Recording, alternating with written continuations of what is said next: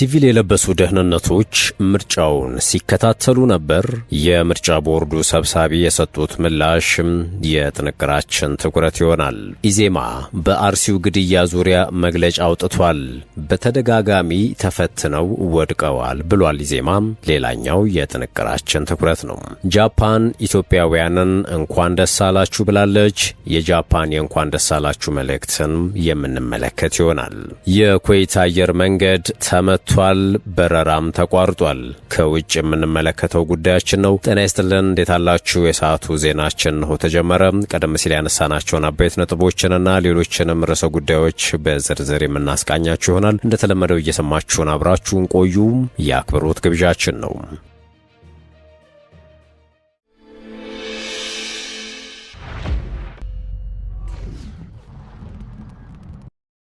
ወደ ቀዳሚው ጉዳያችን አመራን።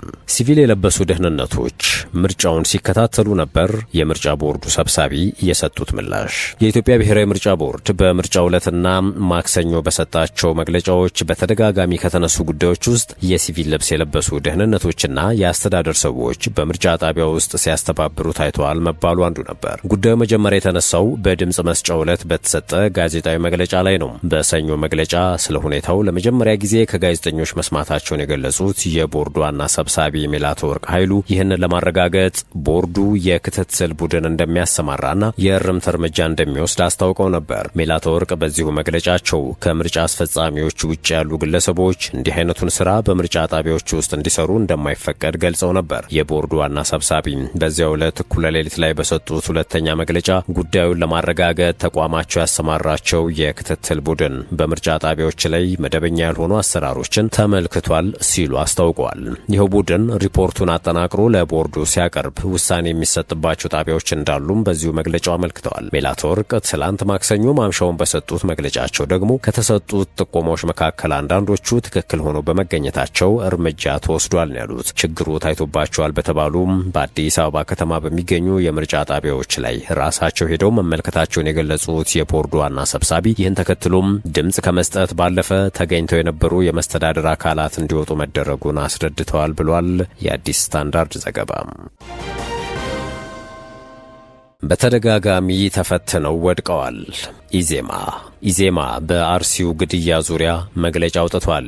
የኢትዮጵያ ዜጎች ለማህበራዊ ፍትህ ኢዜማ በምስራቅ አርሲ ማንነትን ወይንም ሃይማኖትን መሰረት ባደረገ ጥቃት በርካታ የኦርቶዶክስ ተዋሕዶ እምነት ተከታይ የሆኑ ዜጎች እስካሁን ማንነቱ ባልታወቀ አካል ተገድለዋል፣ ቤተክርስቲያንም ተቃጥሏል፣ ከጥቃቱ የሸሹ ዜጎችም ከቀያቸው ተሰደዋል ሲል ከመገናኛ ብዙሃንና ከሀገረ ስብከት የሚወጡ መረጃዎች እንዳረጋገጡለት አስታውቋል። ኢዜማም ለዚህ አይነቱ ማንነትን መሰረት ያደረገ ጥቃት ምንጩ ፖለቲካችን በማንነት ላይ የተመሰረተ በመሆኑ የተነሳ ነው ብሏል። ፓርቲው በተጠቀሰው ስፍራም በተደጋጋሚ የሚደርሰው መሰል ጥቃትን የመከላከል ኃላፊነት የአካባቢው የመንግስት አስተዳደርና የጸጥታ ተቋማት መሆኑ የታወቀ ነው በማለት በዚህ ረገድ የአካባቢው አስተዳደርና የኦሮሚያ ክልል መንግስት በተደጋጋሚ ተፈትኖ እንደወደቀ ማየት ይቻላል ሲል ነው የከሰሰው። መግለጫው አክሎም አስፈላጊውን ማጣራት ተደርጎ ኃላፊነት የሚወስዱ አካላትን በመለየት አስተማሪና ህጋዊ የእርምት እርምጃ መንግስት እንዲወስድ ሲል አሳስቧል። በዚህ ኢሰብአዊ ጥቃት ለተገደሉት ዜጎች ጥልቅ ሐዘን ተሰምቶናል በማለት ለሟች ቤተሰቦችና ዘመዶች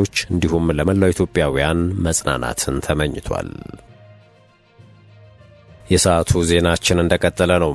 ጃፓን ለኢትዮጵያ ሀገር አቀፍ ምርጫ ስኬት እንኳን ደስ አላችሁ ብላለች። በኢትዮጵያ የጃፓን ኤምባሲ ይፋ ባደረገው መግለጫ ብሔራዊ ምርጫ ቦርድ 7ኛውን ዙር ምርጫ በማዘጋጀቱና በማጠናቀቁ እንኳን ደስ አላችሁ ሲል አስታውቋል። ያሻውን መሪ ለመምረጥ ድምጹን ለሰጠው የኢትዮጵያ ሕዝብና በምርጫው ለተወዳደሩ የፖለቲካ ፓርቲ እጩዎችም መልካም ምኞቱን ገልጿል። ጃፓን ይህ ምርጫ በስኬት ይጠናቀቅ ዘንድ እንዲሁም ኢትዮጵያ ውስጣዊ ዲሞክራሲዋን ታጠናቅቅ ዘንድ እንኳ የፋይናንስ ድጋፍ አድርጌያለሁኝ ስትል ነው የጠቆመችው።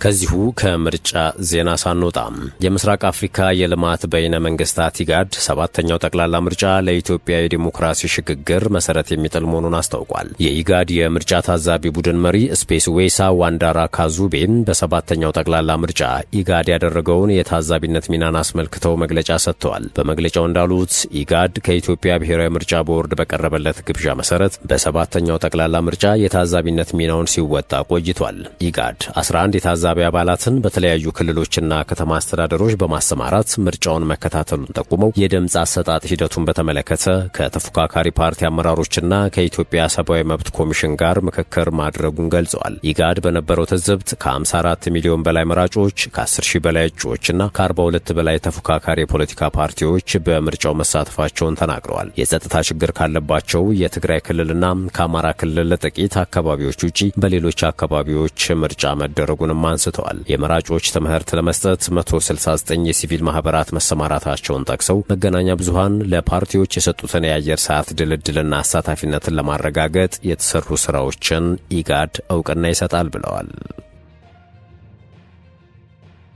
ከዚሁ ጋር በተያያዘ የአፍሪካ ህብረትና የኢጋድ ታዛቢዎች በአንድ ምርጫ ጣቢያ የሚመዘገቡ የመራጮች ቁጥር ከ1500 እንዲቀንስ አሳስበዋል። የአፍሪካ ህብረትና የኢጋድ የጋራ ታዛቢዎች ቡድን የሰባተኛውን ጠቅላላ ምርጫ የመጀመሪያ ደረጃ የትዝብት ሪፖርት ዛሬ በጋራ ይፋ አድርገዋል። በሪፖርታቸውም በእያንዳንዱ የምርጫ ጣቢያ በአማካይ 1500 መራጮች መመዝገባቸው ከፍተኛ መሆኑን በመጥቀስ በቀጣይ ሊቀነስ እንደሚገባ አሳስበዋል። የአፍሪካ ህብረት ታዛቢ ቡድን መሪ ኡሁሩ ኬንያታ እንዳብራሩት በትግራይና አማራ ክልሎች ውስን አካባቢዎች ምርጫ ለመካሄዱም በአካታችነቱ ላይ ተጽዕኖ አሳድሯል። የኢትዮጵያ ብሔራዊ ምርጫ ቦርድ በበኩሉም ምቹ ሁኔታ ሲፈጠር በእነዚህ አካባቢዎች ምርጫ እንደሚያደራጅ ለቡድኑ ምላሽ ሰጥቷል። የህብረቱ ልዑክ በ8 ክልሎች በሚገኙ 495 ጣቢያዎችን የታዘበ ሲሆን 70 በመቶ የሚሆኑ ጣቢያዎች በሰዓታቸው መከፈታቸውን አረጋግጧል ብሏል። በቀሪዎቹ ጣቢያዎች የታየው መዘግየት ከሎጂስቲክስና ከመጥፎ የአየር ጸባይ ጋር የተያያዘ መሆኑ ተገልጿል። የኢጋድ ታዛቢ ቡድን መሪ ስፔኪዮሳ ዋንዲራ በበኩላቸው ቡድናቸው በ7 ክልሎች የድምፅ አሰጣጥና የቆጠራ ሂደቱን መታዘቡን ገልጸዋል። በምርጫ ጣቢያዎች ረጃጅም ሰልፎች መታዘባቸውንና የምርጫ ቁሳቁስ በአግባቡ መሟላቱንም መሪዋ ጠቁመዋል። ይሁንና በምርጫ አስፈጻሚዎች የጾታ ምጥጥር ላይ ክፍተት መኖሩን ጠቅሰው በቀጣይ የሴቶች አካታችነት ሊረጋገጥ እንደሚገባ አሳስበዋል። በተመሳሳይ አንዳንድ የምርጫ ጣቢያዎች ለአካል ጉዳተኞች ምቹ አለመሆናቸው በሪፖርቱ እንደ ክፍተት ተጠቅሷል።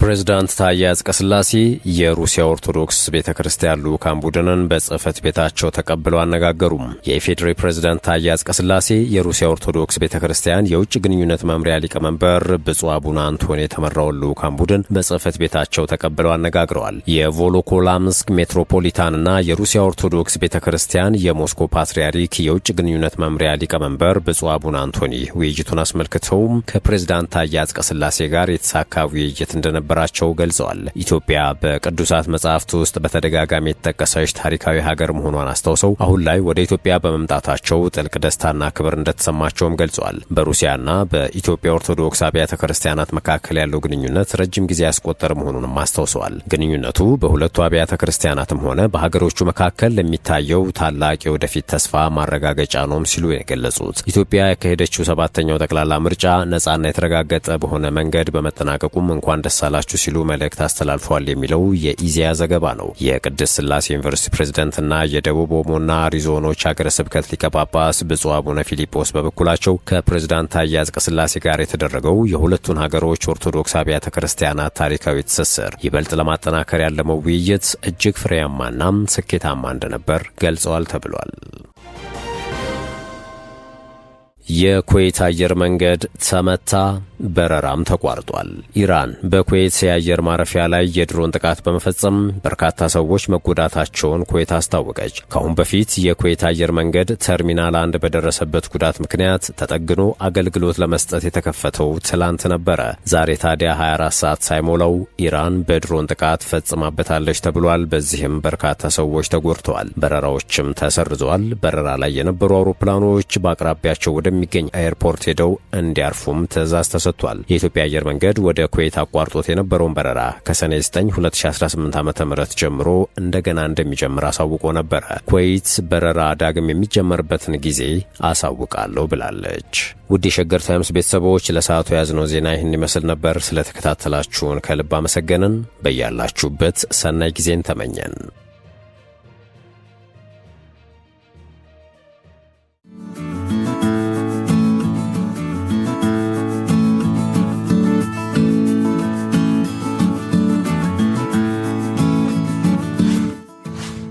ሸገር ታይምስ ሚዲያን ሰብስክራይብ በማድረግና ደወሉን በመጫን ይከተሉን።